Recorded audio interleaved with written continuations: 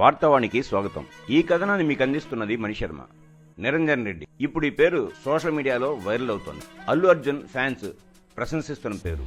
జైలుకు వెళ్లిన అల్లు అర్జున్ కు బెయిల్ తెప్పించిన వ్యక్తి నిరంజన్ రెడ్డి. ఈ న్యాయవాదికి సినిమా రాజకీయ నేపథ్యం ఉంది. మెగా ఫ్యామిలీలో సన్నిహిత సంబంధాలున్నాయి. అల్లు అర్జున్ అరెస్ట్ అయిన వెంటనే మెగా ఫ్యామిలీకి గుర్తు వచ్చిన పేరు నిరంజన్ రెడ్డి. అటు పోలీసులు అరెస్ట్ చేసిన తర్వాత నాంపల్లి కోర్టుకు అల్లు అరవింద్ ఒక లీగల్ టీంను ఏర్పాటు చేసుకున్నారు. ఇదే సమయంలో చిరంజీవి అల్లు అర్జున్ ఇంటికి చేరుకున్నారు. అటు హైకోర్టులో క్వాష్ పిటిషన్ దాఖలు చేయాలని ఇటు న్యాయవాదులు సూచించారు. వెంటనే మెగా కాంపౌండ్ నుంచి నిరంజన్ రెడ్డితో నిరంతర సంప్రదింపులు మొదలయ్యాయి. రంగంలోకి దిగారు, వాదనలకు సిద్ధమయ్యారు. హైకోర్టులో అల్లు అర్జున్ క్వాష్ పిటిషన్ తర్వాత బెయిల్ పైన నిరంజన్ రెడ్డి వాదనలకు దేశవ్యాప్తంగా ప్రశంసలు లభించాయి. రాజ్యసభ్యుడు ఉన్న నిరంజన్ రెడ్డి నిర్మల్ జిల్లా దిలావర్పూర్ మండలం సిర్గాపూర్ గ్రామం. ఉమ్మడి ఆంధ్రప్రదేశ్ హైకోర్టులో సీనియర్ న్యాయవాదులు మనోహర్ రెడ్డి, ప్రతాప్ రెడ్డి వద్ద జూనియర్గా పనిచేశారు. రాజ్యాంగపరమైన అంశాలతో పాటు వేర్వేరు చట్టాలపై నిరంజన్ రెడ్డికి గట్టి పట్టుంది.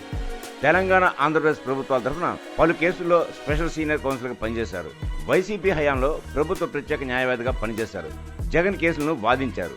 సినీ రంగంలోనూ నిరంజన్ రెడ్డికి ప్రత్యేక గుర్తింపు ఉంది. దిల్ రాజుకు చెందిన వెంకటేశ్వర క్రియేషన్స్ అనుబంధంగా 2002లో మ్యాట్నీ ఎంటర్టైన్మెంట్ సంస్థను స్థాపించారు.